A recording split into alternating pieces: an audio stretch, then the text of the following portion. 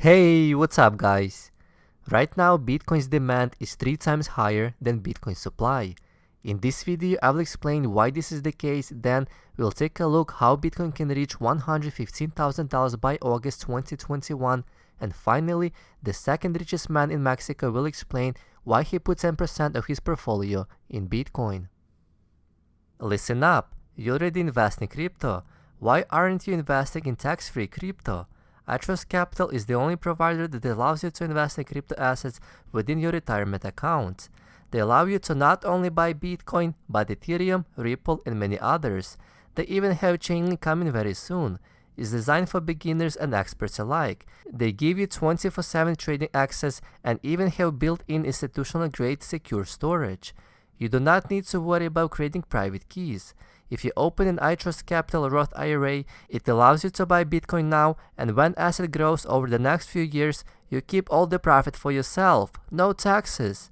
If you want to learn more, head to iTrustCapital.com and request a free insider guide now. This will teach you all about crypto retirement accounts and how you can invest tax-free. Link to iTrustCapital is in the description box below. First, let's take a quick look at the coinmarketcap.com. As of the time of this video, Bitcoin is trading at around $27,000. It's up almost by 20% on this week. And finally, Bitcoin surpassed $500 billion of market capitalization. Huge milestone for Bitcoin. Next big milestone is $1 trillion. Ethereum is looking good as well. It surpassed a new local high of $700 a coin. Also, it's up 20% on a week.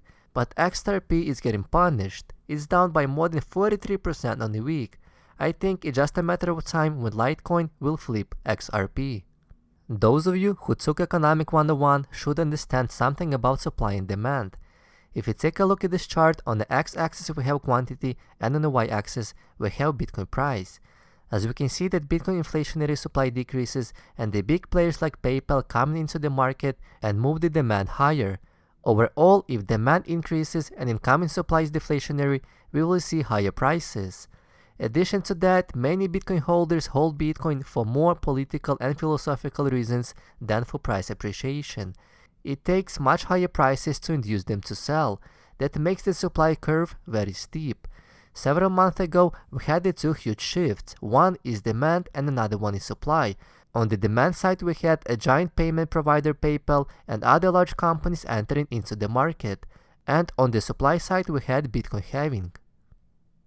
Here is another cool chart. On the x-axis, we have number of people that use Bitcoin, and on the y-axis, we have the Bitcoin price. When only a few hundred cypherpunks were involved in Bitcoin, Bitcoin's value was close to zero. When 10,000 people used Bitcoin, it was worth $10. When 100,000 people used Bitcoin, it was worth $100. When 1 million people used Bitcoin, it was worth $1,000. And when 10 million people used Bitcoin, the price increased till $10,000. Now we have at around 100 million people using Bitcoin, and the Bitcoin price is at around slightly less than $30,000. The main reason it's not $50,000 yet is because Bitcoin price fluctuates around the linear relationship between the Bitcoin price and the number of users. This is also a strong indicator that says the Bitcoin price of $50,000 should be just around the corner. One big anchor behind Bitcoin's demand is PayPal that has 345 million active users. PayPal just recently launched this new service that enables customers to buy, sell, and hold cryptocurrencies directly from PayPal accounts. PayPal's crypto infrastructure provider is Paxos. Prior to PayPal's integration of crypto, ETH, the Paxos Run exchange, was doing fairly constant amount of trading volume, as we can see on this white line. When PayPal went live, volume started exploding. The increase in ETH volume implies that within 2 months of going live, PayPal is already buying more than 100% of the newly supply of Bitcoin. This is crazy. MassMutual buys Bitcoin. MassMutual, the 170-year-old life insurance provider, joined the list of publicly traded companies who purchased significant quantity of Bitcoin. MassMutual bought $100 million worth of Bitcoin for its general investment accounts. MicroStrategy bets $1 billion on Bitcoin. MicroStrategy, a publicly traded company under the leadership of now well-known Bitcoin advocate Michael Saylor. He purchased 425 million worth of Bitcoin in August and September of this year. The investment quickly paid off, with the Bitcoin nearly doubling in price in the next month after the purchase. The company recently raised $650 million through the sales of the convertible notes and intended to invest the proceeds into Bitcoin. Michael Saylor bought more than $1 billion worth of BTC. According to ETH, if this cycle will have a similar ratio as previous halving, Bitcoin could rise to $115,000 by August of 2021. 115K is actually not that high, it's around 4x from the current price. Now, let's take a look at Ricardo Salinas Plejo, the second wealthiest man in Mexico. His current net worth is at around $13 billion. Let's take a look what he has to say about Bitcoin. I have a good-sized trading portfolio that I call it my liquid assets. And I've always had those liquid assets mostly invested in hard assets like gold, silver, and precious metal miners. That's sort of been my destination. I don't trade in the high-tech stocks, the NASDAQ stocks, all the high flyers, the FANGs, never touch them. I'm much more of a value investor. And so that's why I have my liquid assets in the let's call it hard money portfolio. So for me to take 10% of that and put it into Bitcoin is not a big deal. It's just a position. When it drops, I will certainly increase my position if it drops. I mean, but the way they manage their central bank is like a third world banana republic, you know. When internal credit of the Federal Reserve more than doubles year over year, I mean, this is outrageous. It's only because they're Americans and they can get away with it. Any other country would have a massive depreciation. However, having said that, what is the competition? I mean, Europe is doing the same thing. And I'm not sure about Japan, but I'm not sure about the numbers, but Japan has also increased the central bank balance sheet in a horrific amount. So what we're seeing is that all the major fiat currencies are being debased as we speak. So having the dollar collapse against the other currencies doesn't make any sense. What's going to happen is that asset prices go up in terms of dollars. And that's why we see the booming stock market in the United States. You know, it's the usual. If you get into a discussion about it, people say, well, it's a joke. There's nothing behind it. It's made of air. It has nothing tangible to back it up. You know, you heard all the arguments. People are the same across the world, so they all say the same thing.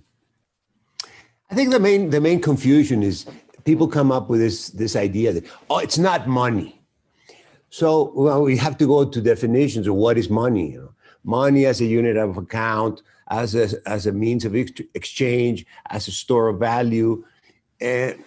But anybody who studies monetary history knows that money has been evolving across time. I mean, that's why I mentioned the book of the Bitcoin Standard by this Lebanese gentleman, Saifuddin Ammous. And he has a really excellent chapter on monetary history. And he takes us through how people used to have, big rocks as proof of wealth. And then these rocks were traded. And then how you go to copper and iron. People need to exchange stuff, right? And what they used to exchange is the most tradable commodity that's within their reach. And that's why gold and silver became very good instruments for trade. They're commodities, they have some use, and they're highly desirable, and they're easy to exchange.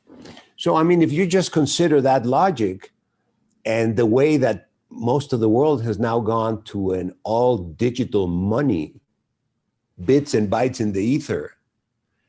I mean, what's so bad about Bitcoin? It's bits and bytes in the ether, but the big thing is it cannot be debased and it cannot be confiscated that easily. It can be confiscated, but not so easily, right? So there's got a lot of things going for it as a means of exchange. It's actually a pretty good commodity to be used as a means of exchange. If you want to call it money or not, it's totally personal, doesn't matter.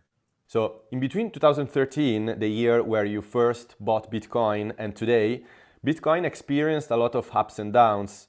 So did you ever lose faith in the asset? Well, let me tell you, that's a very good and interesting story. Because obviously when I bought the coins around $500, and then I saw it start going up, I mean, I was going crazy because I thought that I had to sell them. I mean, it was obviously ridiculous, right? But it so happened that this trust that Grayscale had, it was impossible to get out of it until a certain date.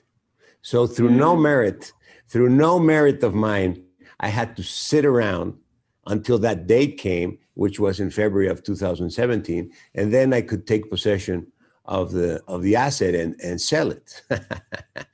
So it's not because I'm a genius. It just happened that I was not able to sell it. I was not able to short it. I was not able to hedge it. So I just sat around. And I think it's been a great investment lesson. But I think the peak was in December around 20,000. And then in January, when I got hold of the asset, it was 17,000. I sold it at 17,000 and got out of it completely. I had a big party. I'm very happy. It was one of my best investments ever. But, you know, we always return to the scene of the crime, right? So when it went down to 10,000, I thought, well, now it's more reasonable. And I bought some of that at that time. And then it went down more to 6,000. I bought some more. And that's where I am, where our average right now is around $9,000. And I'm not selling it. I think I'm going to sit around for another 5 or 10 years. Currently, he has 10% of his liquid asset in Bitcoin. We do not know exactly what that number is in terms of dollars, but I think it could be in tens or even hundreds of millions in dollars. If Bitcoin drops, he's looking to buy more. Well, this is precisely my approach as well. I like buying stuff at discount, not at premium. He also brought a good point about money. There is a big misconception of what money is. Many people think that US dollar is money, but is it really? There are 5 properties of money. For something to be money, it has to be fungible, which means interchangeable. Portable, it can travel easily. Durable, so it can be used over and over again. It has to be highly divisible. And most important property of money, it has to be scarce, which means storehold of wealth. Gold has been money for 5,000 years. Yes, it's not very portable nor very divisible, but this is the best form of money humanity could found. Let's take a look at fiat, such as US dollar. It is fungible, portable, I would say it's highly divisible. It's not very durable, you can rip it off and the dollar would be gone. It would be worthless. It's not modern, it's actually very low. Dollar lost 99% of its purchasing power in the last 100 years. Dollar can be money for the short period of time, but over a long period of time it's not money, it's just worthless currency. Bitcoin right now is the best form of money by far. It's fungible, it's easily portable, it's durable, it's highly divisible, and most importantly, it had the best storehold of wealth for the past 12 years. So Bitcoin is by far the best form of money in the last 12 years. Also, it has other great properties. It's programmable. Very important that it is decentralized. I think decentralization is the backbone that holds other properties. If it wouldn't be decentralized, all other properties would fail. Further, Ricardo Salinas explained his past Bitcoin exposure, and also he said that this time he's planning to hold Bitcoin somewhere in between 5 to 10 years. I think this is very good holding time. Now, let's take a look at this next clip. Why do you think that Bitcoin is more valuable as a store of value than as a means of payment? Because I think the payment application across borders is a fantastic application. I think it still has a lot of merit. But the thing is, the volume of that for small payments is not important. I mean, cross-border payments with big money is very important, but big money players are not into Bitcoin. So we have to focus on small players, small amounts, and that's not a big volume. Payments is mostly inside the country, inside the currency system. So in that respect, the application the application for Bitcoin in that environment is useless. It doesn't matter, because there's a very good way for me to transfer pesos from one individual to another inside my country. Bitcoin is valuable as a store of value, not as a means of exchange. This is where Bitcoin Cash and Roger Ver comes into play. They wanted to make Bitcoin as a means of exchange. And we have seen that market has proven that if Bitcoin would be a means of exchange, it would be less valuable. And here is why. Anything can be means of exchange. US dollar is a great means of exchange, or any other currency for that matter, but none of them can hold wealth for the long period of time. If Bitcoin main property would be the mean of exchange, there is no going back. It would not be able to regain its status quo as a store of value anymore. It would be just another shitcoin. Gold, on the other hand, established itself as a store of value first, then it became mean of exchange. It's not the best mean of exchange because it's not gold's most important property. The same goes with Bitcoin, so Bitcoin Cash and Roger Ver can go F themselves. Let me know, what do you guys think, store of value or mean of exchange? Leave your thoughts in the comment section below, smash that like button and subscribe for more videos.